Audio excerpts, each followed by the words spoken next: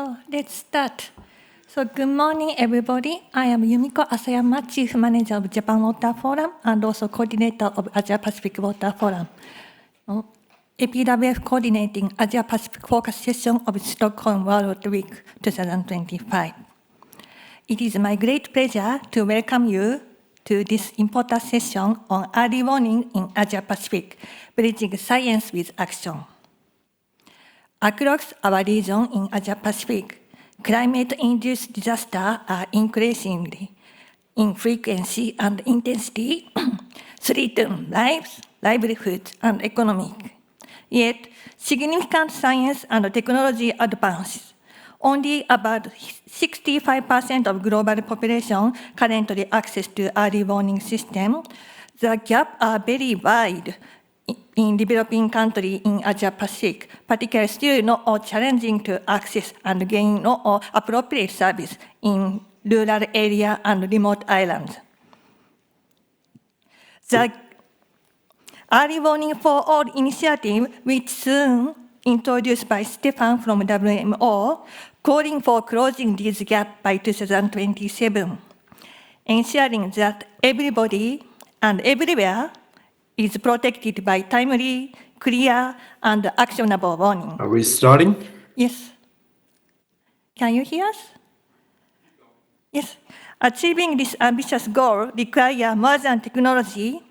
It requires collaboration across sectors, stronger governance, investment in last-mile connectivity, and a community-led approach that ensures inclusivity, gender responsiveness, and trust. This session will explore practical solutions and innovation to make early warning for all more effective and inclusive. We will look at the power of science, data, and space technologies in our first panel, followed by discussion on communication, gender, community engagement, including gender equity and inclusiveness in the second panel. Together, these perspectives will help us better understand how to bridge global framework with local action and how to move from warning to anticipatory action that truly save lives and people's livelihoods.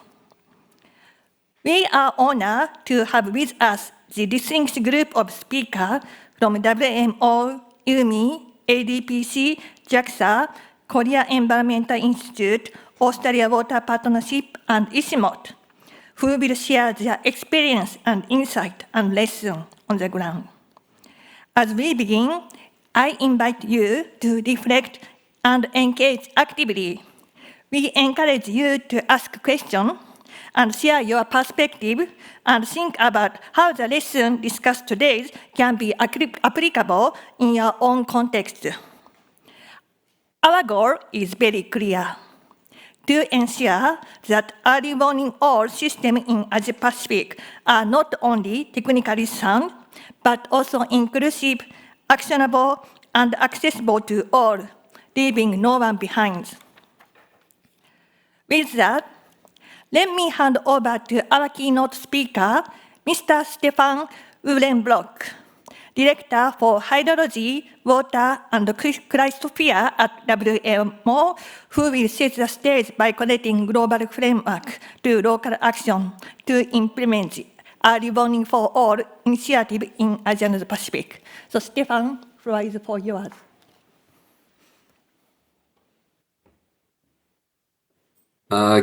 Good morning, colleagues. Could somebody say if I'm sharing the right screen and if you could see something? Yes, you are sharing the right screen and we can see it. Perfect. Thanks. Good morning, everyone. Unfortunately, I have to give this presentation online. I will only arrive tomorrow in Stockholm. Sorry for this. It's a pleasure to say a few words about implementing the Early Warning for All initiative with particular focus on the Asia Pacific region. And then also provide a bit of an overview of where we are with this globally, but particularly focusing on Asia Pacific. A big thank you to my co-authors who helped me putting this couple of slides together. Ben Churchill, the director for Asia Pacific of WMO, so my colleague in Singapore, but also Nakul and Jochen who helped a lot. And there's many others contributing bits and pieces. You will see it in the slides. To this audience, I believe I do not have to say too much about the why do we need an early warning for all initiative. These are some data 2-3 years old, and you see that roughly half the world is only covered by early warning system.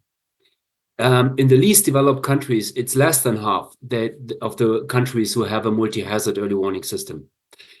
In the SIDS, in the small island developing states, it's less than 40% having an existing early warning system. And even if they have a system in place in many of these countries, it doesn't mean that all members of society are actually covered by a system.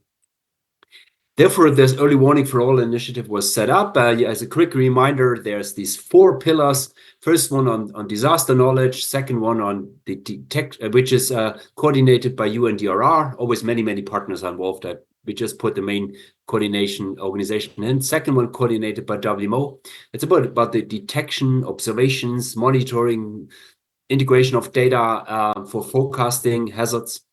Third one is a dissemination of the communication of early warning systems and results of it. And the fourth pillar is on preparedness. Pillar 3 and 4 are coordinated by ITU and IFRC.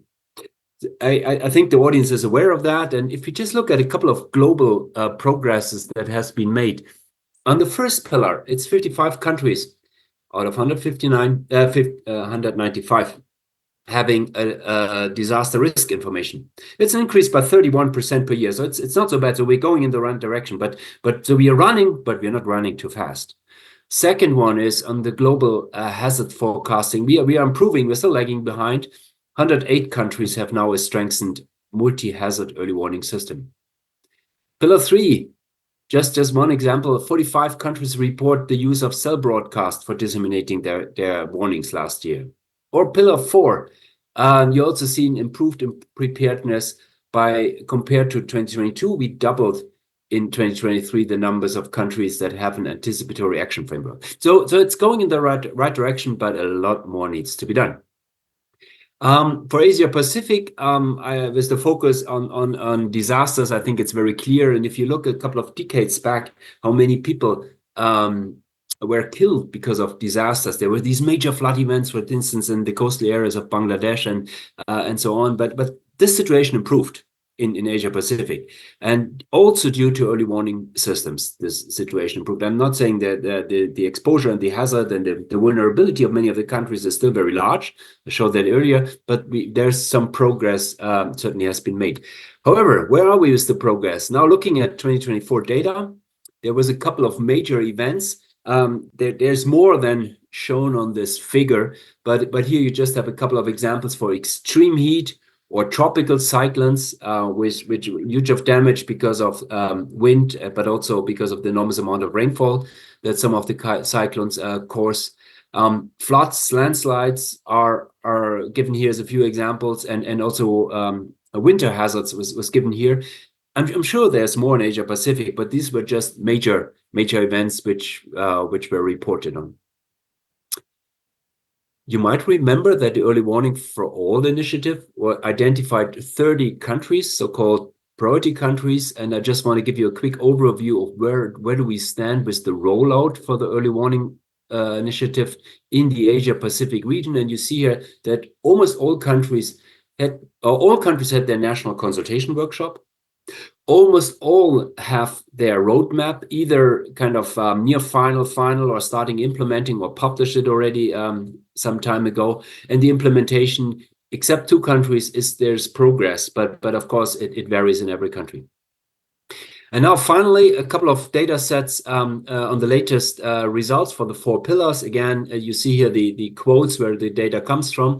And what we see when it comes to the databases and overall understanding knowledge about disasters, I always feel that Asia Pacific is better than the global average.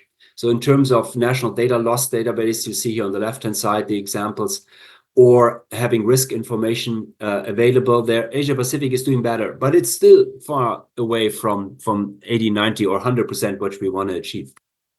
Pillar 2, there's too much information on that, but I just wanted to show you that we are making progress in either in the capacity assessment, in the forecasting capacity of members and the way we support them. So this kind of the dark blue is moving to the right, and that's there, but we haven't finished the job at all. Pillar 3, also when it's about the dissemination of the warnings, you see here that just take the example in the top left, that how mobile early warning systems, which are cell broadcast or location broadcast, how they are improving. And you see here, yes, some countries are developing testing, but there's still a way to go. And finally, also in Pillar 4 for Asia Pacific, you see here the numbers of the people covered by frameworks or having agreed financing available. Maybe I think I'm running out of time now. Early warning systems is important. I don't think to preach to the converted here. They must work, and they really must work for everyone. With this, and a big thank you to some of the key partners which I'm mentioning here. And yes, there's many more which maybe don't have the logo on this side, but they're contributing very important aspects to early warning for all. Thank you very much. Thank you, Stefan, for providing keynote speeches, presentation, and very, very good to know about the progress of the early warning for all initiative. And please stay here for panel discussion. And next, we will move on to the panel discussion. Firstly, we will conduct the discussion for panel 1, focus on science, technology, data, and infrastructure.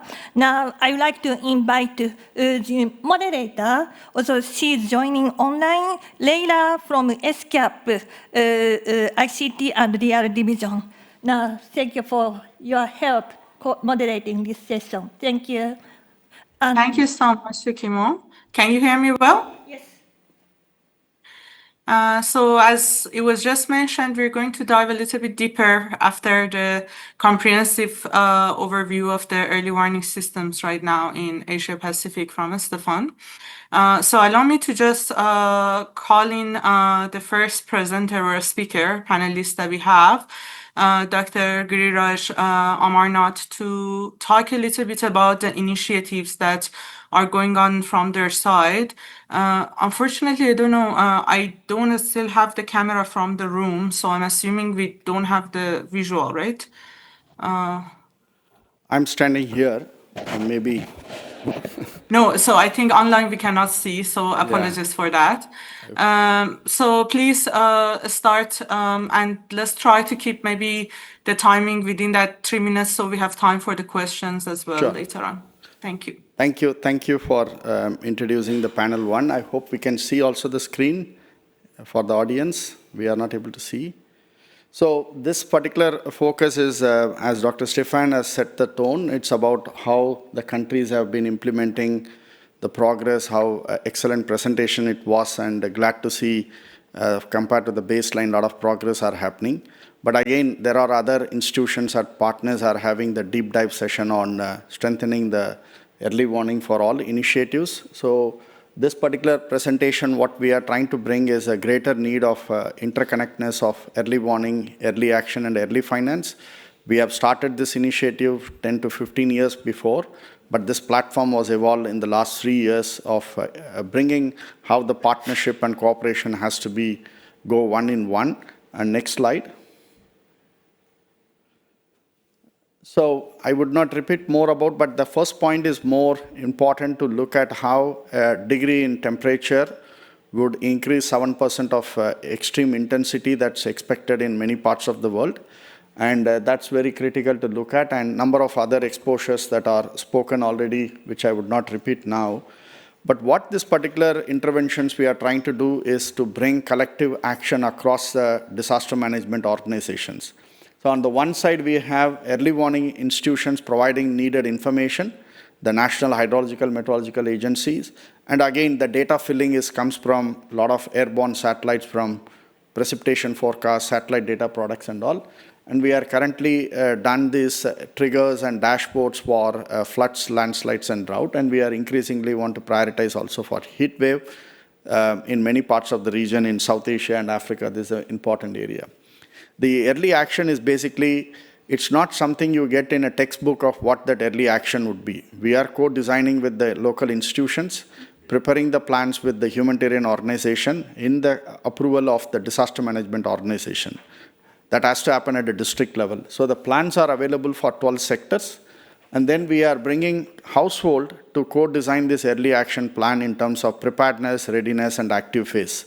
So once these plans are done, then we go to the district officer. They have a pre-arranged disaster management financial instruments are available. How do you pipeline those funds to set of preparedness work that could start 6 months in advance or 1 year in advance? What that interventions could be. It could be canal restoration. It could be providing school safety standards. It could be number of other intervention. These are something they have to prepare not just before 5 days of a disaster going to happen. Then it is not called preparing them better before the disaster strike. So there are, and again, not to remember in early warning terms, it's a no regret approach. That's very critical to know. And there are a lot of instruments, World Bank and others are already working on what that no regret approach of early financial instruments would look like. So the main part of this particular session is all about data technology. So we have bring more of an API data standard so we can collect any form of data and visualize it and make decisions by all the institutions. The unique part of this particular framework is brings all the biophysical data, the nutrition data, food prices, displacement data, all from different data points that we are collecting. The last point I would say that breaking silos, how do we do? The digital innovation is something where that can bring all the institutions together. We are also encouraging institutions, still they are reluctant to share the data, how they can make more data openness. And also, again, the mission of early warning for all is one mission, but there are many such interventions, including the Sendai framework for disaster risk reduction. We have to ensure all this has to be aligned. And again, we do have pretty much good evidence for 11 countries, and this is one country we have operationalized and nationalized with the government of Sri Lanka, and they will be upgrading and moving into the emergency operations center. And we have tested all the simulation efforts, the co-design process, everything. We do send SMS not directly through us, through the local government, and also number of locally led interventions are also held in terms of canal restoration, tree planting, and many other activities have been led. So these are very important things we need to keep in mind. And I think these are some screenshots how this platform would look like. And the next segment where I will be talking pretty much on the gender inclusion and social inclusion part. And the way forward for us is basically, we do have this momentum from the UN Secretary General, but I think how does it boils down to the ground and helping more countries? So we are really looking forward to collaborate with the people here and also with the global institutions that are working on inclusive partnership going forward here. Thank you. Thank you so much, Dr. Amarnath. Let's move on to the next person, Dr. Sanaka Basnayake from APDC. If the person in charge of the room can turn on the camera in the room and also share the slide online as well, that would be great. Please, Dr. Basnayake. Thank you very much, Leila, for introducing me to this session. Very good morning to you all. Let me walk you through our story from ADPCS in Disaster Preparedness Center, which we have been running in the region nearly 4 decades. Out of 4, I think nearly 2 decades, we have been working very closely with Asian Pacific countries to strengthen early warning systems in countries. So Stefan already introduced or talked about these 4 pillars when it comes to science, data, and technology. This session, so I thought of maybe aligned to these pillars and talked about this. The first thing is the first pillar was risk assessment, risk knowledge, understanding risk. So ADPC has been working, as I was mentioning, in the region. So you can see the work that we have done in the past in many countries, South Asia as well as Southeast Asia. And we also did country level or even the provincial state level. And then to support these early warning initiatives, we also did very much detailed work, for example, in Bangladesh as well as the Vietnam, very much city level. So we did risk assessment. As you know, when we do the risk assessment, we need to integrate all these pillars, the components, hazard exposure as well as vulnerability. Some of the studies that we did, and in Bangladesh you can see Vietnam. So we also used future kind of like hazard, then we are using future scenarios and integrate into the risk assessment.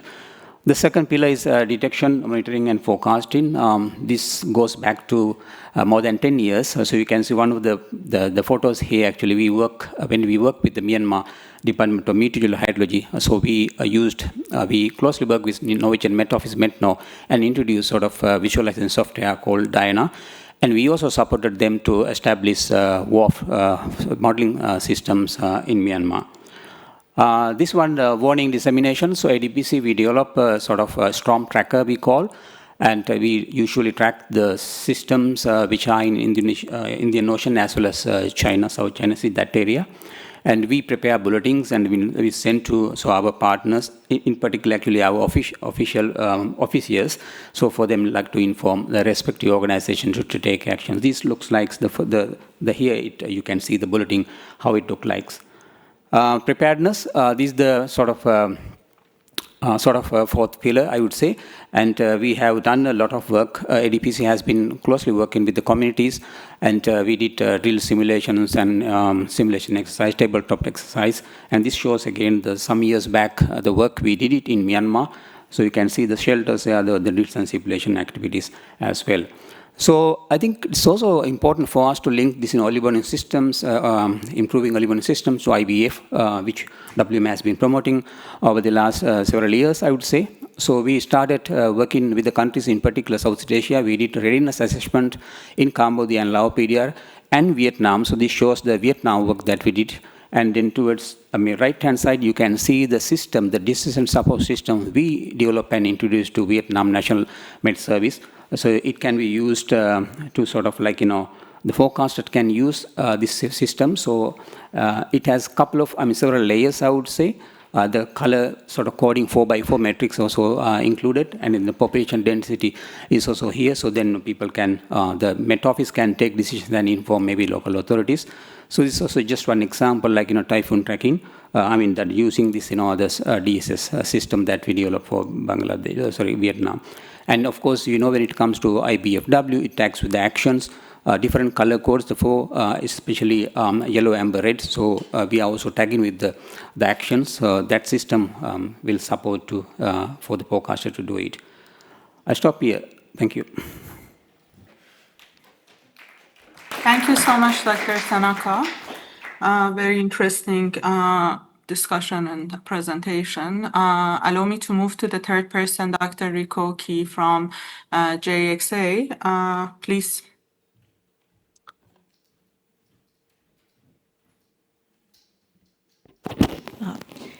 So thank you, Chair. It's a great honor for me to be here. Okay, as a space agency, JAXA conducts research and development of tools using satellite data to support early warning for all. Let me introduce two tools today. Okay. The first one is the satellite-based global rainfall map called GSMAP, showing here in animation. It provides real-time updates every hour rainfall on around 10-kilometer resolution. So GSMAP is increasingly used to monitor rainfall in regions with limited access to ground observations. GSMAP is operationally used by meteorological agencies in the Asia-Pacific region, and the number of registered user countries exceeds 160. So now let's take a look at GSMAP to monitor Typhoon Yagi, which caused significant damage in Southeast Asia last year. You can see how the area of heavy rainfall gradually approached from the ocean. So since GSMAP has over 25 years of data, we can identify extreme rainfall in real time statistically. The area in dark pink indicates that it was the top 1% extreme daily rainfall. So such detection and assessment of extreme events are used in the WMO's Space-Based Weather and Climate Extremes Monitoring, SWCEM project.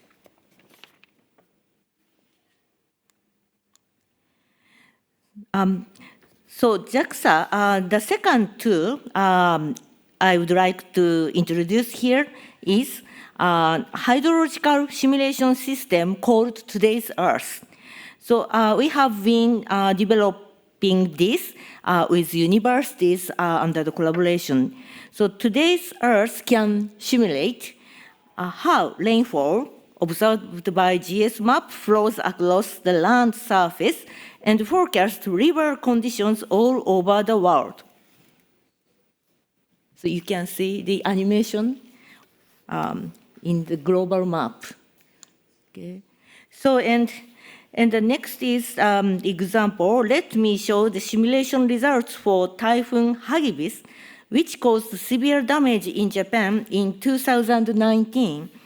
Predicted high flood risk areas are marked with cross, and the red drop pins indicate actual locations of flood. Today's Earth successfully predicted more than 90% of high flood risk areas. We also work with local governments to conduct practical demonstrations with Today's Earth. So Today's Earth Global is going to be updated at around 10 kilometer resolution this year. Ultimately, we plan to achieve a 1 kilometer resolution that can capture from major global rivers down to the municipal scale.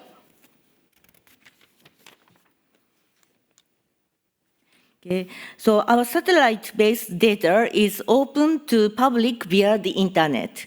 JAXA will continue to work with partners to advance technical development aimed at early warning for all. So please visit these system pages. Okay, thank you.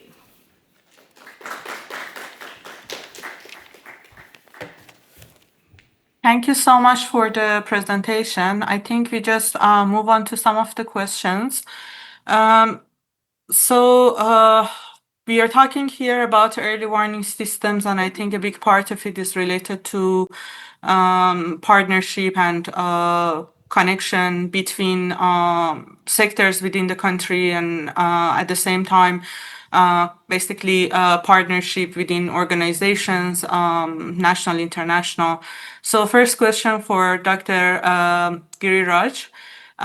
Thinking about the issues of silos kind of approach that sometimes happens between sectors within countries, do you have some good examples from South Asia that shows how digital innovation can really help with breaking the silos and help with early warning and early action?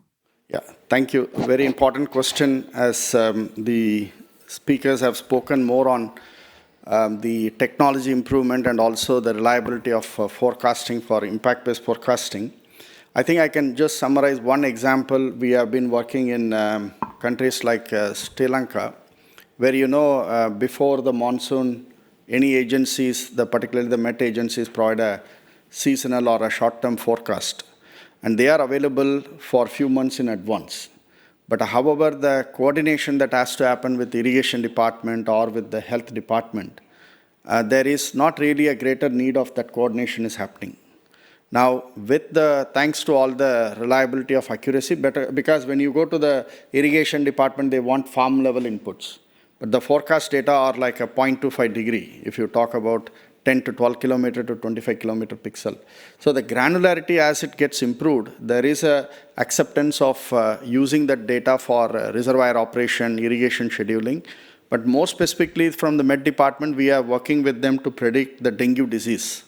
So health department can also use the machine learning approach, what we are developing, so that you can tell this is a spread that would happen 6 to 8 weeks in advance, whether you can do pre-vaccination for people, whether it is for livestock. So those openness is coming, but again, the data openness of sharing the data and reservoir operation scheduling, all that has to come in public domain. Then we can make more sectoral integration as we go forward. Thank you. Thank you so much. Really interesting example.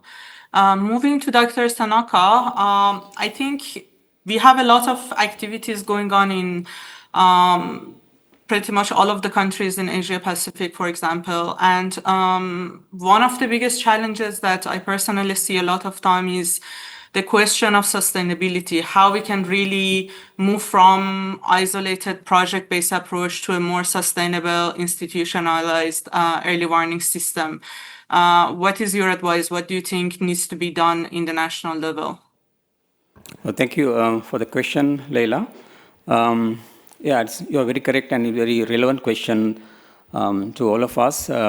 As we know that, even ourselves, ADPC and other partners here, so we have been working in the region for many, many years now. So what's happened in the past, so whenever we get projects from the development partners or the donors, we used to develop the proposals and then submit to the government, and then so it's a kind of like the push is not from the government side. So that's why we were not able to see sort of very much integration. So there are, of course, a couple of other projects as well. I'm not saying that 100% is not the case. So most important thing is maybe we need to get sort of endorsement from the government.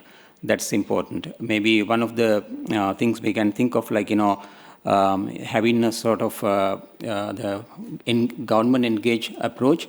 Nowadays, as we all know that the GCA4 adaptation fund, there are several funding multilateral organizations. So unless you have the government buy-in, so you may not be able to get into that. So that's a good thing, maybe to sort of avoid this type of engagement, or continuation of engagement, and then to make it more sustainable. So the other one, actually, I would say that within the country, we have also seen that some sort of people are working in isolation, so the integration is also not there. So early warning is not only with the Hydromet agency, it should be with other organizations like disaster management when it comes to disaster, so agriculture, water, and energy, health, so on and so forth. So we need to have that integration within the country. So one good thing we have seen from the early warning fall initiative, that the roadmaps are being prepared.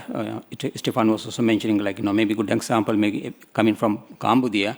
So that government is also bringing all these the different partners within the country together. So that integration is also happening there. So this may be a couple of things that we can highlight at this moment to get away from this in silo approach. Thank you. Thank you so much. Very interesting points.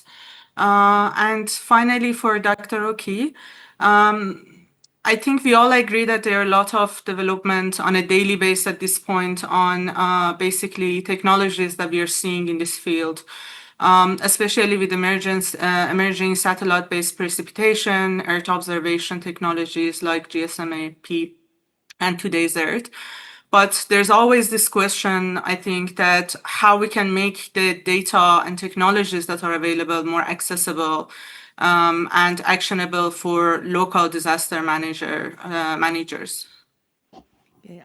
Thank you for asking this question. So as I introduced, both GSMAP and Today's Earth are open and free, so everyone can access them freely. Okay, so but to make them more accessible and actionable for local disaster managers, we would like to make each tool action-ready information that is minimum essential information and easy to understand to take actions. To realize that, continuous information exchange and cooperation with local disaster managers and receiving their feedback are essential, we are thinking. Thank you. Thank you so much for your answer.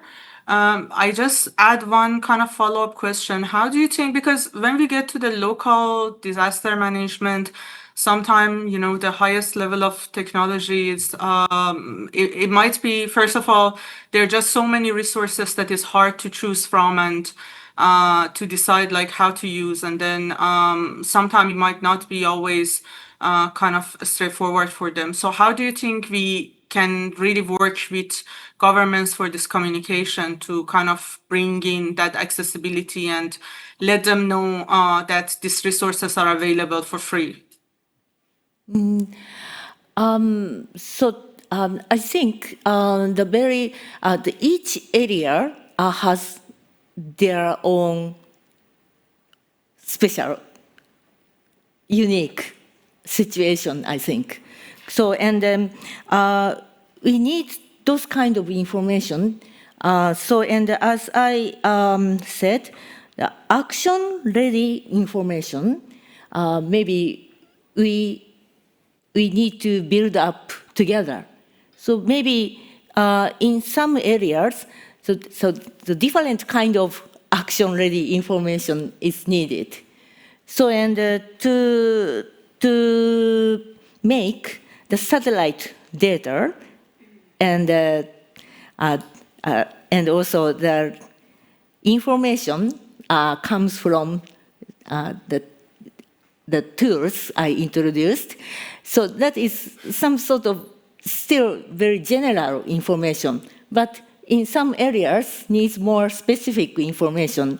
So to make the information more very useful and reliable and accessible and everything, we need conversation with local managers who use the information. So and so we are space agency. So and we for us, and it's a bit difficult to make conversation with everyone. So, but maybe some international disaster organizations. So in this panel and here in this room, so organizes those needed information, and we can reflect those opinions to our development, tool development. Okay. Thank you so much. I think this is a very important point. The fact that partnership again here comes as a big part of the picture, and ensuring that the information and data technologies, methodologies that are available are all integrated together and find a way to basically make it accessible for the local players as well. I think we move to the second panel, if colleagues agree, so that we have time at the end of the session for more questions.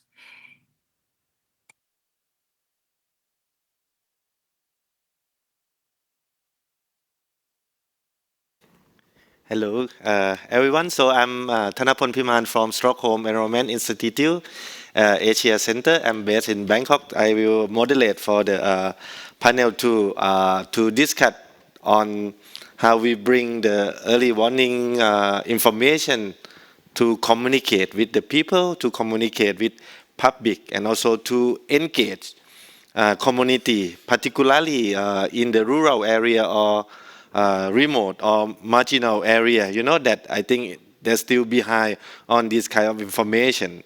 So I would like to start with Saraj, General Manager from Australia Water Partnership, to present a good example on integrating gender equity, disability, and social inclusion in flood early warning. So please, Saraj. Yeah. Thank you, Thanapon. And good morning, everybody. It's really great to be here, and it's a real privilege to have the opportunity to present to you today. So I'm going to talk about one of our projects. The Australian Water Partnership is funded by the Australian Government through the Department of Foreign Affairs and Trade. And our role is to connect Australian water expertise with requests for assistance throughout the region. So we work across the spectrum of water issues, but I'll just talk a little bit about one activity we have in the Pacific with early warning systems. So this activity, we're working with partners, Secretariat for the Pacific Community, SPC, and Alluvium Australia were the Australian partners. The project was around building capacity for hydrology for early warning of flash flooding in the Pacific. Oh, thanks, I need that. So having said that, the activity had some technical components. So there were introduction of stream gauging and some capacity development around hydrology. But we also took a very strong approach to community engagement and with JEDC as well. So that's what I'm going to talk about today. Just to give you a little bit of the context, the Pacific region is one of the most climate vulnerable, disaster vulnerable regions in the world. And unfortunately also the Pacific is having some difficulties reaching their SDG 6 targets. So it's kind of a perfect storm, if you like, of issues around disaster vulnerability, climate change, and some real issues with meeting the fundamental rights of people to have access to safe water and sanitation. I just wanted to note that as well because there's a really important meeting taking place this week in the Pacific Water and Wastewater Conference, and I think a lot of our Pacific colleagues are talking about this today, so I just wanted to note that. Our activities just finishing at the moment, and it worked with, like I said, hydrology capacity development in 4 countries in the Pacific: Fiji, Samoa, the Solomon Islands, and Vanuatu. And as I said already, we had a strong focus on community level to ensure that the warnings were inclusive and actionable. So I really agree with Dr. Rico from JAXA about her important point there about the connection between the technical data and how that data is received and interpreted and able to be actioned by people on the ground. So our JEDC approach for this activity, I won't read what's on the slide there, but I think crucially from AWP's perspective, we put a lot of time into the project plan and we put some resourcing. So there was additional funding available to do the community engagement and the social inclusion work in this project.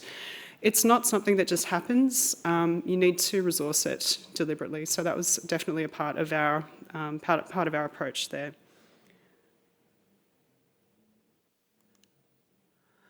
There's a quote there which is talking a little bit about the impact of this work. So I think with all the focus on community engagement, we got some really good and very detailed information about how the communities in the pilot areas in these countries needed to have information. So they asked for things like flood warning maps with clearer information included. They wanted simplified language and sometimes warnings given in different languages from the majority language. So that's to reach all of the people who would be affected. They wanted to have more time, so the warnings needed to come earlier so that, for example, people with disability had time to react or to get out of the flood risk areas. And also, for example, women who were working in the markets had time to sort of move their materials away and to reduce the risk of flood damage to the community. We also got some information from that about how communities can contribute information during an event to improve communication in the immediate event time, but also in the immediate follow-up period. I know we're running out of time, so I might just stop there and leave some time for questions. Thank you.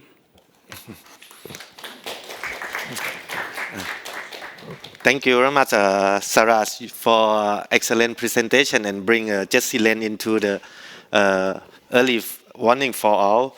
So next, I would like to introduce Dr. Yu Jae Kim, Chief Research Fellow from Water and Land Research Group, Korea Environment Institute, to also share the experience how to bring the information to the public. So please, Dr. Kim. Yeah. Thank you very much. Good morning, ladies and gentlemen. Let's get started with one big question, one simple question. Can we really save people's lives and protect our economy, ecosystem by sharing, communicating water data? If so, how? What? So today I'm going to briefly introduce Korea's journey on showcase from raindrops to the tap, from the sky to our home. This chart shows the methodology and the water stations have increased dramatically over the last 5 decades, particularly since 2000, so when we adopt the concept of the basin management. Since last year, Korea's flood warning sites have expanded from just 75 to 220. At the same time, maybe I can... 300m 앞에 홍수 주의 구간입니다. You listen to Korean.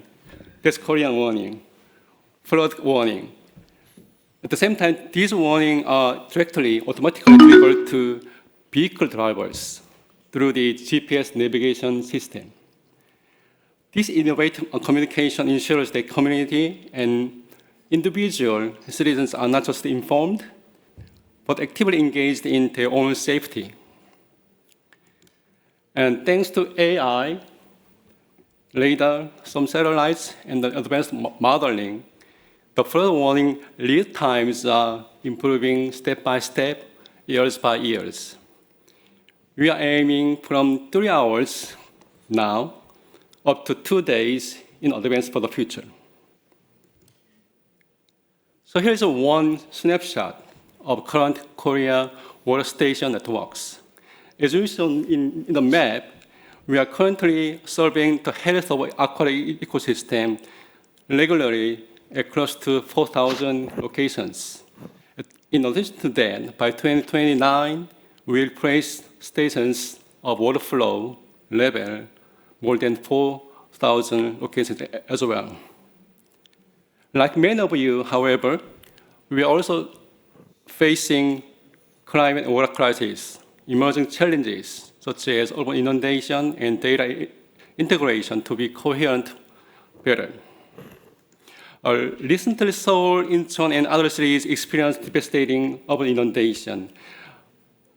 In last July, just one 5-day event, recovery cost reached nearly $2 billion.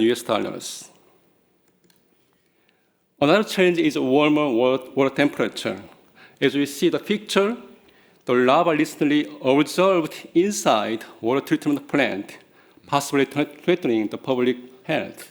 So we are investigating the feasibility of environmental DNA method to detect this problem to the public. Let me introduce Mulmoa, Korea's new water data hub, that launched last April. It integrated 36 types of information. By 2020, seven more streams will be fully connected. At that time, so we will be able to know the water quality in your local swimming pools. In summary, effective water management requires a strong science policy interfaces, perhaps daily, even less hourly basis due to climate.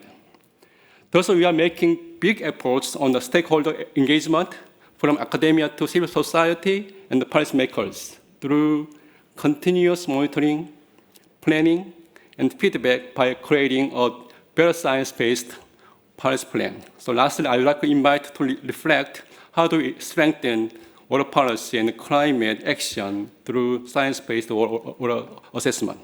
Thank you very much. Thank you very much, Dr. Kim. I'm very impressed to see the monitoring map in Korea. It's very dense, you know, so that is very advancing. And also your warnings go beyond water. You try to look at also bio contamination, you know, from the flood and disaster event. That is also, I think, a key message that we can see from the presentation. So next presenter, we got the expert from EasyMod, Dr. Swata. I'm not sure he is online. Dr. Swata? Yes, can you hear me? Yes, I can hear you. So now the floor is yours, please. Thank you. Thank you so much. And thanks for giving EasyMod the platform as well to talk about our approach. We call our approach community-based flood early warning systems. So as explained by Stefan in his keynote presentation, most of the actors, they're working on the 4 pillars of early warning systems. And I don't want to stress on it too much here because it has been discussed a lot. At AC Mode, what we are focusing on is the 5th pillar, what we call sustainable mechanism. So sustainability is a big question in a lot of ways when we talk about flood early warning systems or early warning systems. So what we have done is that we have created a pioneering people-centric approach, which is JESI responsive, where the communities or the community leaders come together and they sign an agreement to maintain the early warning systems that we set up in these small torrents, which is not generally covered by the national hydromet departments. So we have been doing this and we call it the basket fund. So they do contribute once, just once, and then we use the interest rate from this particular fund that is collected from the different municipalities for the maintenance of the early warning system. So we basically work across all the 4 pillars. In the first pillar also, we try to understand the risks with the community. So second pillar also, we try to understand how we can identify a caretaker from the community itself who can monitor the monitoring devices that we set up in the community. In the third pillar, it's about communication and dissemination. So we set up a communication chart, and like in every community or local level government, there are turnovers. So every year we go back and provide technical support, but most of the work is done by the communities where they update the communication chart. And lastly, preparedness, and for preparedness and response, what we do is that we introduce new approaches like gamification so that the understanding of early warning information can be translated into early action. Just to highlight, this particular approach also received the UNFCCC Lighthouse Award way back in 2014, but we have been working to advance this method. One of the things that I mentioned, gamification, is to basically advance it furthermore. We are also trying to link it with Earth observation tools. So that's where there are a lot of panelists here in the room with whom we can actually collaborate. We also have our own in-house tools like the high impact weather assessment tool. And the idea is to basically converge CBFUs with high watt so that the communities have larger lead time. So with CBFUs, the lead time is around 3 to 4 hours. That's how we have designed it. But with integration of high watt, it can go up to 2 days. Just to also focus on what is the essence of CBFUs, it's a simple, low maintenance and people-centered approach for community-based flood early warning systems. And we have been linking upstream and downstream communities across national and also international borders. Like in 2017, it's a really good case study where the information was passed on by the upstream community in Nepal to the downstream community in Bihar in India, in the Ratu River. So, and that basically helped the community in Sitamarhi to evacuate in time, which saved a lot of lives. And it basically shows that these kind of systems can ensure warnings that are generated locally and can be disseminated to the last mile households. And we generally use multiple channels of communication as well. So sirens, SMSs, phone trees, megaphones, task forces. And for this transboundary communication, we also used WhatsApp groups to make it very simple and avoid the bureaucratic processes that we generally have to go through when we are talking about transboundary exchange of information. With that, I'll stop here and I will discuss more when there's a question answer session. Thank you. Very much, Dr. Saswata. So we will come back to you during the discussion part. So now again, I would like to invite Dr. Chirias, to present his experience again, from the technology now bring the JESI lens, in his work under the EMI. Yeah, please, Dr. Chirias, yeah. I would not take much time of that because this is one great opportunity where we are not just talking about technology. Some of my colleagues are not there from the gender and social inclusion group. There are different names have been presented: gender, equity, diversity, and social inclusion. They all fall under the same category. What we have done was, while this platform is there, what is the role of gender and social inclusion in terms of early warning for all? So I would not spend too much of time. This is the framework we developed with 3 years of our research in many countries of bringing a greater degree in terms of addressing the diversification of disadvantaged group, disabled groups, and what kind of information that they are looking for. And that's where in the top part of the objective that we have looked at, and then we have identified what level of vulnerability status they are. So we have the CRA, that is the Community Risk Assessment Guidelines document is there, where the local officers will collect those entire procedure. And then what we have done, nailed down in terms of priorities at the early warning, early action, and early finance. So once that framework is developed, it's often good to come with a institutional analysis and come with a set of guidelines. But then what we said is, how do we integrate the inclusion part in the AWARE platform?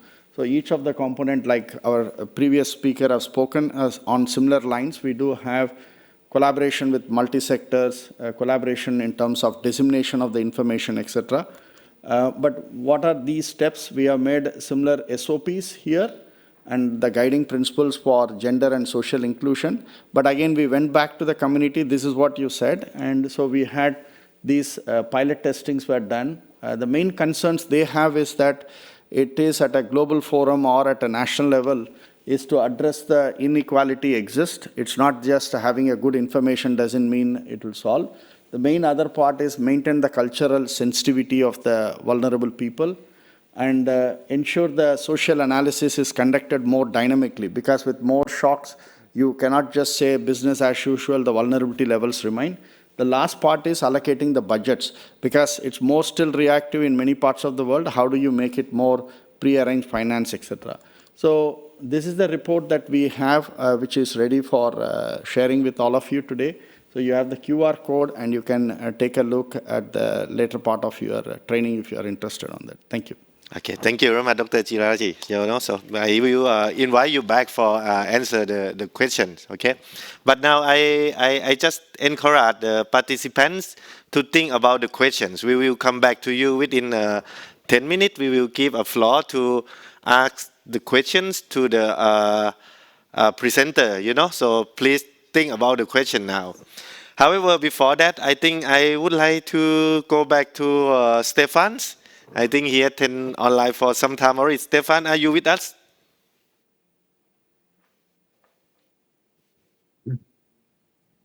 Yes, I'm still here. Okay, thank you, Stefan. Okay, I think you have listened our presenter, try to implement the early fallout frameworks for 4 pillars.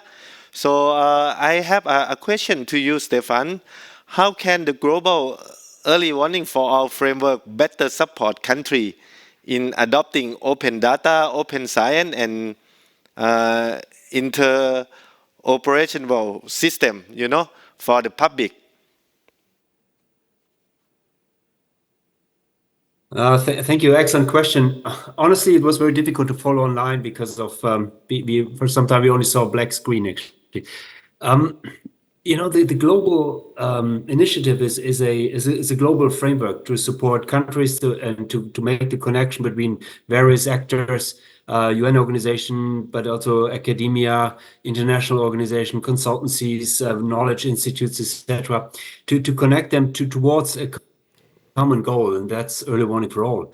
And then the kind of distinction in the different pillars and kind of organizing the work, organizing the shop, you might want to say, is very helpful to strengthen all the country and also in a targeted way to collect the data, to understand where we are, how much progress we make over the years. I feel I shared a couple of slides on that earlier today.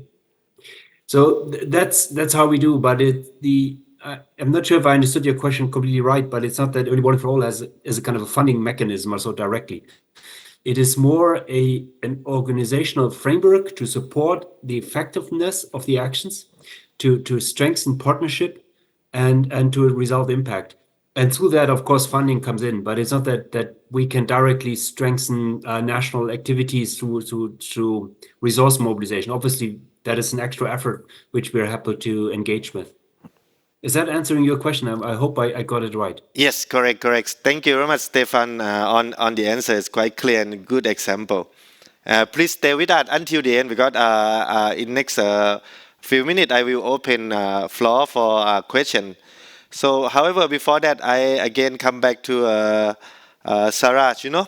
I think the jet sea lane is become more and more important and more visibility, to different projects in the beginning, So again, I think if you can highlight, how to bring jet sea principle to be embedded from the start in the early flood warning system to ensure inclusive and equity. So maybe maybe a simple question: the flood early warning system in some country is already start, or is already exists. That's one scenario, and how we can bring jet sea in this case. And maybe some country that they just start develop early warning system, so that it may be more easy to start from the beginning. So if you can give some idea how in practical, how in action, to bring this lane into the implementation. Thank you. Yeah. Thanks for the question. So I guess from my perspective, the point about engaging with JEDC is that you need to engage with the conditions on the ground. So every place is different. Every group of people has different requirements. I was really impressed with the presentation from Korea where, perhaps people have access to technology and those, integrating warnings into navigation on the road is a really good way to reach most of your population, but it's just not the case everywhere in the world. So my answer to that question is it depends. No, of course, depends on the context. I guess from what we've seen in our work with Pacific partners in particular, co-design is really important. So designing your systems with the people that you need to reach. And as I referred to when I was doing my presentation, you can't just assume that will be easy or that these people will be easy to access or easy to speak to. So for those that are funding this work, you need to make sure that there's a budget line for consultation and for inclusion. For us being outsiders, working with Pacific communities, the way that we did that was to work with local women's organisations who had ways to reach groups that we just weren't able to access. So that's really important.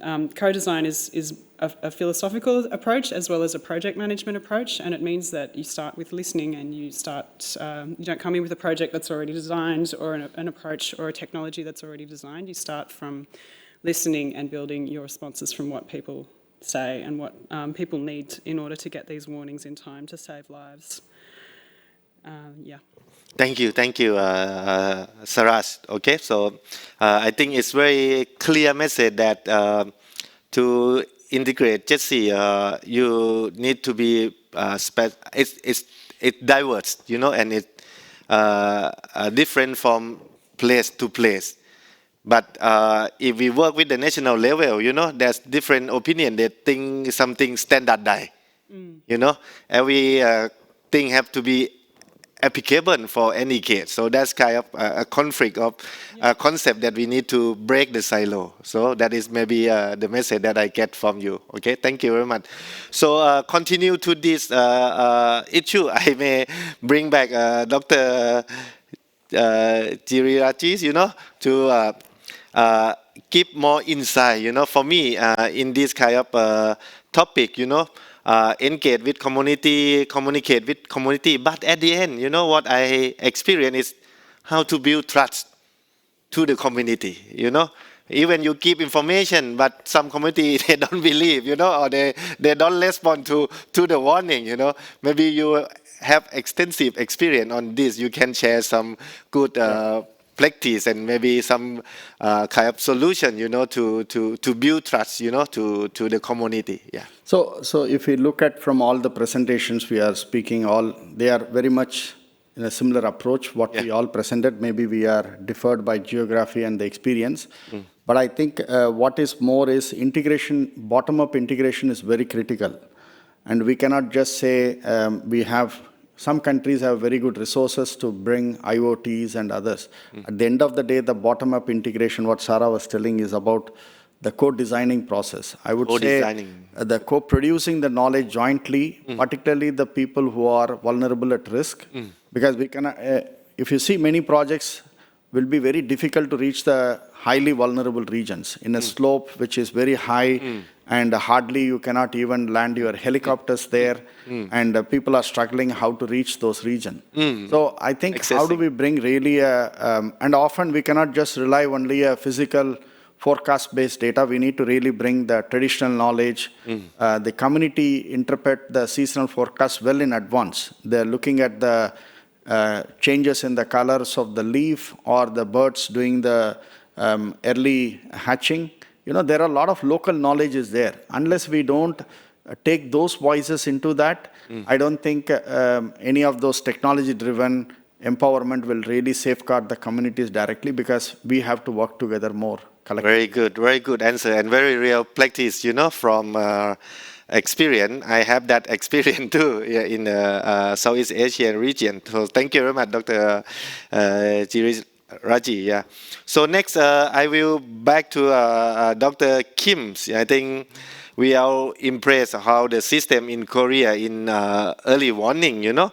So my question is about what governance and coordination mechanism ensure that early warning trigger timely and appropriate public response, because that also behind the scene, you know, to make this story success, we need a lot of coordination, governance, the mechanism, you know. Maybe you can give a good example from Korea on this point of view. Dr. Kim, please. Well, in this room, we are all water professionals, and particularly I'm from the National Research Institute.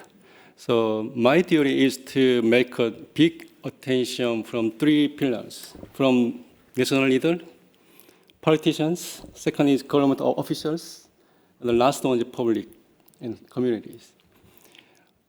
As we know, for the last 3 years, you know, I'm talking about the politics. So we experienced doom era of the science and technology. Even though the government officials try to their best at the science and collecting data, so we are getting over, and then the community for the last 3 years they are dismayed about the science and technology. So right now, since 2018. We broke the big silos between water quantity and the water quality, and then aquatic ecosystem. These two levels of the national leader and the government structure, so we solved out. Still, we have big problems, but we're getting solved slowly. But the question is, how do we deliver our water knowledge to the public? That's my last duty before I retired my institute. And I shared one showcase. So the government well noted that, and then noticed that we need to bring our knowledge, scientific assessment to the public. That's why the Minister of Environment and the Minister of Science and ICT, they work together to provide the flood warning system into their vehicle GPS navigation system. That's the one big transition, I guess. And the other things, as I told you in my slide, so right now we're experiencing really serious problem on the urban inundation. And then I didn't show you the animation operated in the Han River Flood Control Office. So to tackle down the climate change issues, so we, as experts, we employed new technology, AI and big data assessment. So in coming years, maybe 5 or 6 years, maybe less than 5 years. So we want to deliver this kind of the urban inundation problem to the public. Like just one example, the GPS navigation system. That's my answer. I don't know. I give you. Yeah. I think it's very good elaboration about the process. I think that is also a kind of experience that we want for all, and also we need all to integrate or inclusive. It takes time. It's not one day or 2 day achieve. I think this is a lot of long process, but if we have a good process, that's going to bring to the end of success. Thank you very much, Dr. Kim. Yeah. So my last question is go to Saswata, Dr. Saswata. Isimot, are you there with us? Are you still there with us?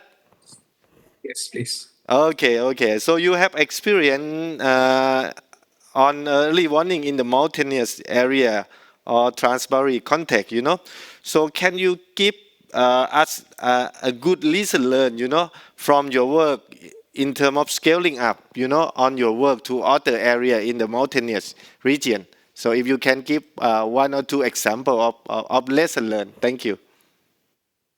Thank you so much for that interesting question. Again, early warning systems in the area that we work is so important because without it, there's an existential crisis. Many times communities are completely washed away. So it's very important that there are early warning systems that are set up, especially in the smaller rivers or torrents, which are not generally covered.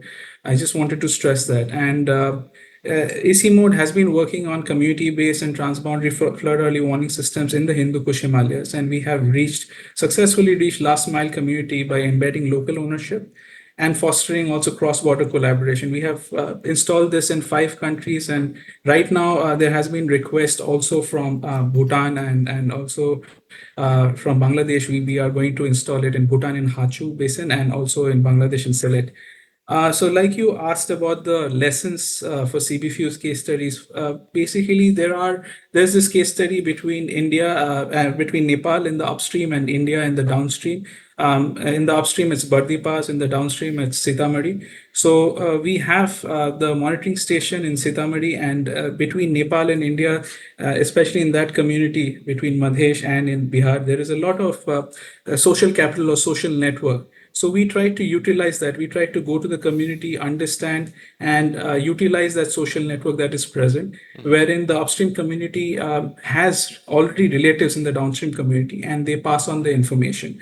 So this is one of the key case studies where in 2017, we could save hundreds and thousands of lives because the information actually reached much earlier, and wherein they were not connected with the national grid of information. The second case study is again last year in Lal Bakaya in Nepal again. We had this huge flood, and at that time, even the mobile network was not working, but we have this community group which went to door, especially identifying, because when we do the vulnerability assessment, I'll come to the key takeaways a little bit later. So they could evacuate persons with disability and elderly people in time so that there were no casualties. So what are the key takeaways, basically? We basically prioritize sustainability from the inception. So we do not treat sustainability as an add-on. A lot of the times we are treating sustainability as something that we need to add. But in our approach, it is central to our approach. So we look at the financial sustainability. We secure long-term funding and commitments beyond the project periods, sometimes that we are bound by getting help from the local governments and other sources. So even the local banks, we try to explore whether they have corporate social responsibility and get money or get extra incentives like extra interest rates so that the operation and maintenance can be done by the community itself. Second is institutional. So we formally embed the early warning systems within the government structures. So in the disaster management plan, we also try to understand how the budgeting would be done for these disaster management plans. So we are working on gender responsive budgeting. So in those budgeting there, we are trying to specify lines where these plans can be implemented. Then technical, utilizing robust, low maintenance, as I was telling earlier in the when I was presenting about CBFUs, using robust, low maintenance technology that adheres to national standards and data compatibility. And we focus on co-generating, like earlier speakers have been mentioning about it also, co-generating knowledge by integrating scientific weather data with local observations, traditional knowledge to set relevant flood alert levels, because every year there might be sedimentation, so we have to go back and check what would be the water level. Okay. And lastly, social, invest in building capacity of the communities that manage the system. So this is also very important so that the community can basically take it up. And at the very end, we have to focus on the watershed scale, because a watershed is a natural unit for managing flood risk. A single system like a watershed unit can be designed to serve several communities that are at risk downstream, including those who are across the administrative or international borders, creating shared benefits and fostering cooperation. Okay, Essentially, the success of these systems lies in their simplicity and the strength. Yeah. And we have to understand that effective early warning system is more about people than just technology. Yeah, thank you very much, Thanks, Dr. Saswata. You have very comprehensive answer. So now I think it's a time for the participant. I would like to invite our presenter on the floor again to listen to the question from participant and maybe answer the question, please, everyone. So we have about 10 minutes, to have a question and answer. Yeah, please. Yeah.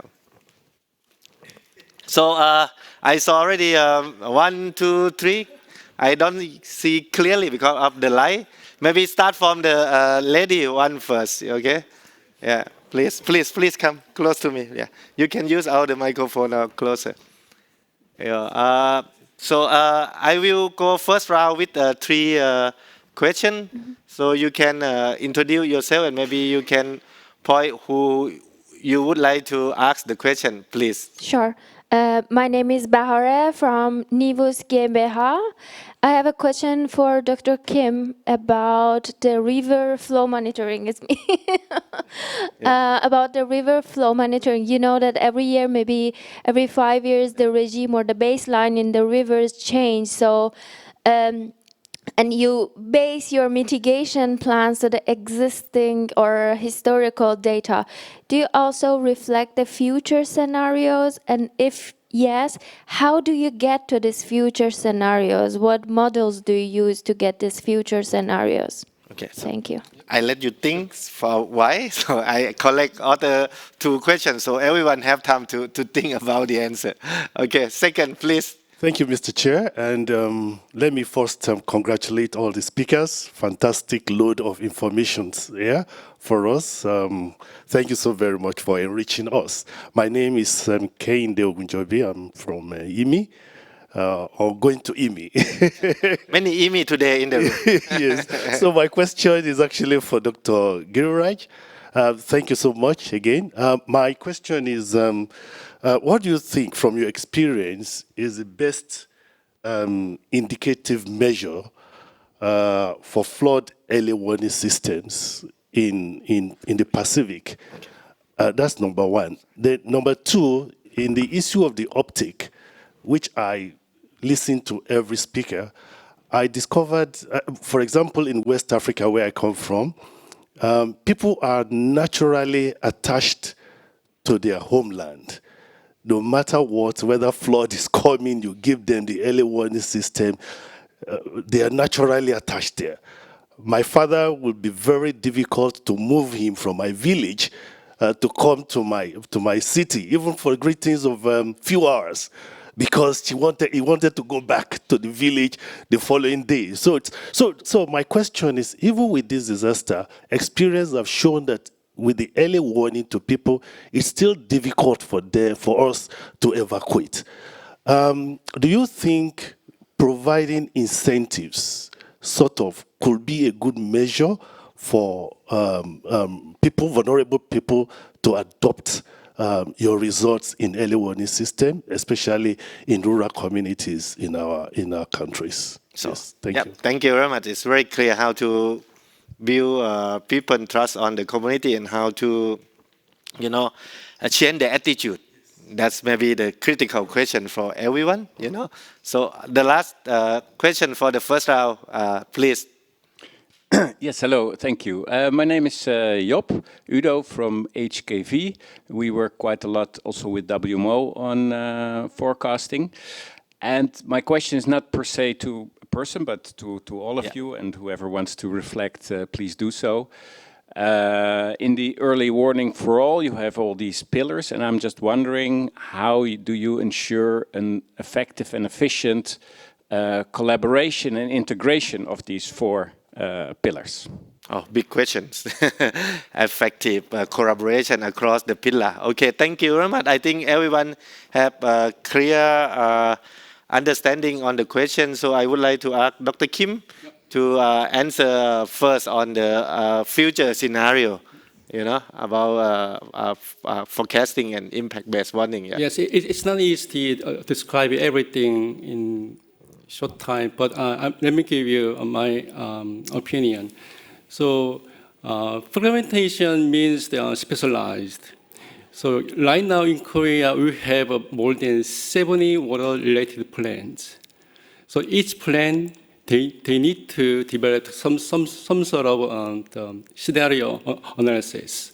For example, rainfall, precipitation. So we do use our own climate change scenario, and we did the downscaling and then make some ensemble scenarios.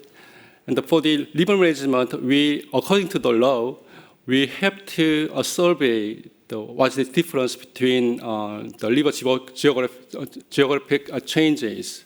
So things like that, every government water-related plans, we have to develop analysis and using different scenarios, using different types of data. For example, land cover, population, water demand, and the budget changes. So I will tell you a little bit more after this session.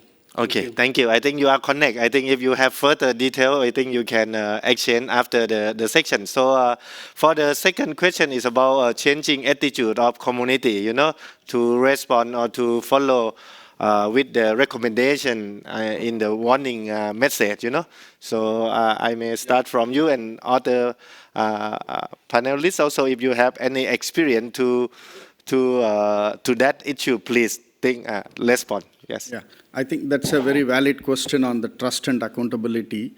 But I think those two has to come not just from the community, but also across the scale. Now, we have seen in many parts of the world that people with their, long settlement, they cannot relocate. If you look at UN Habitat and many, there is a specific focus on migration, displacement, and other set of research. But I think when you look this kind of a problem, there was years where we do not have better forecasting skills. Now you have risk-based targeted dissemination services have improved over the years. Now, having said that part, unless the community and the government builds more into long-term resilience mechanism, whether building better resilient infrastructures, whether it is school, whether it is on housing.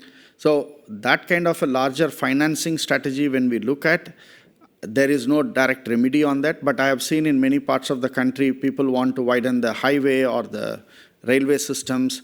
There is a greater ownership that is drawn upon on those hazards, and then communities have resettled.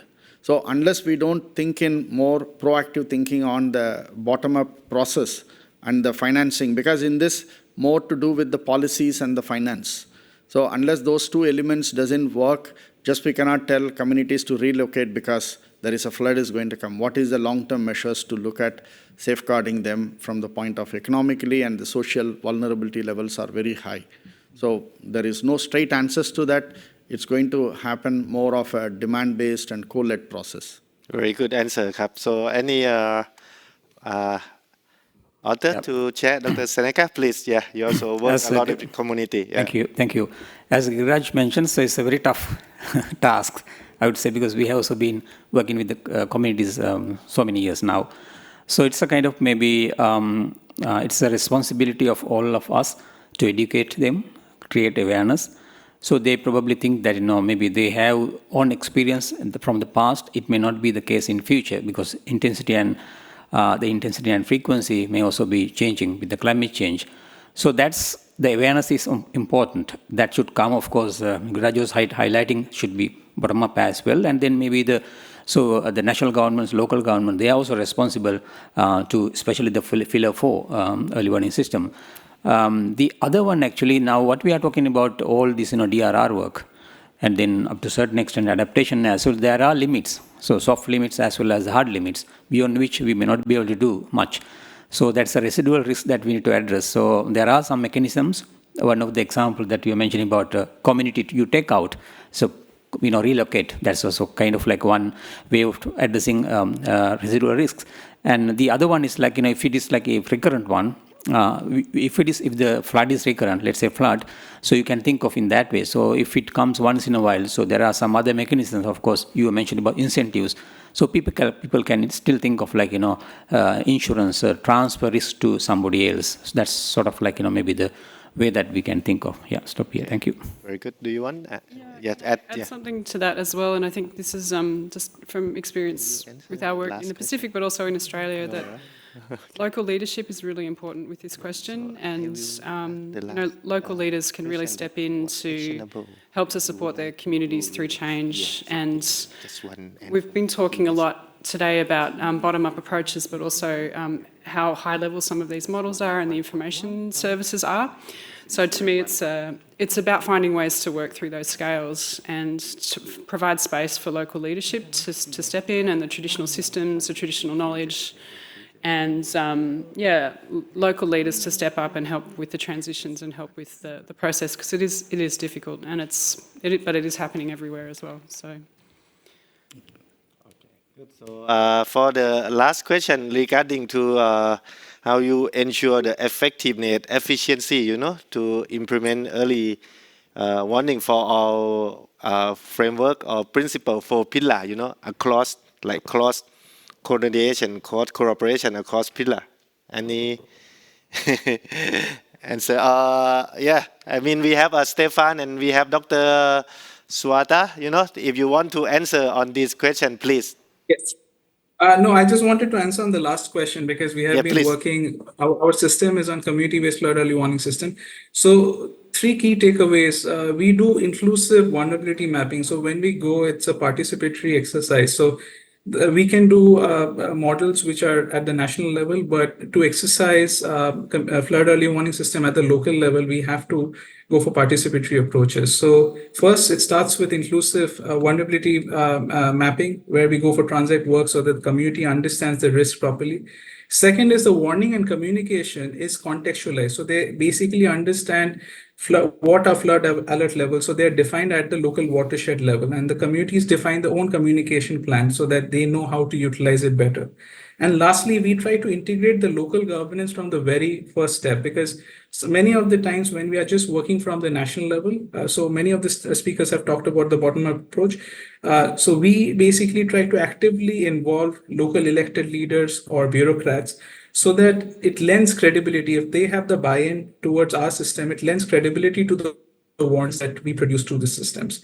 So these are the 3 ways we try to also build an ownership for the early warning information that we generate. Thank you. Thank you, Dr. Sawata. Sawata, yes. So time is running out, so maybe I would like to close this section to invite Dr. Oki, to maybe give the actionable point for key message, so please. Okay. Today, I introduced our satellite data-based systems. So, and we strongly encourage feedback from actual users to provide action-ready information. That's our message. Okay, please have a big hand to the presenter and also participant. I hope today's section we have learned a lot, from experience from different organizations, and also how to bring the technology data to the people, to the village. So that is our long missions. And I think so far it's very good kind of momentum, to cooperate more and more. And even today I woke up, I still worry of my country. Like there's a storm hitting Vietnam on, I think the Kajiki storm, now it's coming to, I start looking also information. But my last key message for me is, I think what I learned also, what I see in the field or on ground now, there are a lot of information. Now, many agencies produce many information. And the local capacity, they also have one mobile phone. So how to ensure the information is streamlined, or how to ensure the community will understand or distinguish fake news or real news, now that is also another kind of challenge that's coming with technology to keep you take away thinking on this thing too, So that's my point. So thank you very much everyone for participating this section, and I hope you enjoy the World Water Week, and see you around. Thank you. And yeah.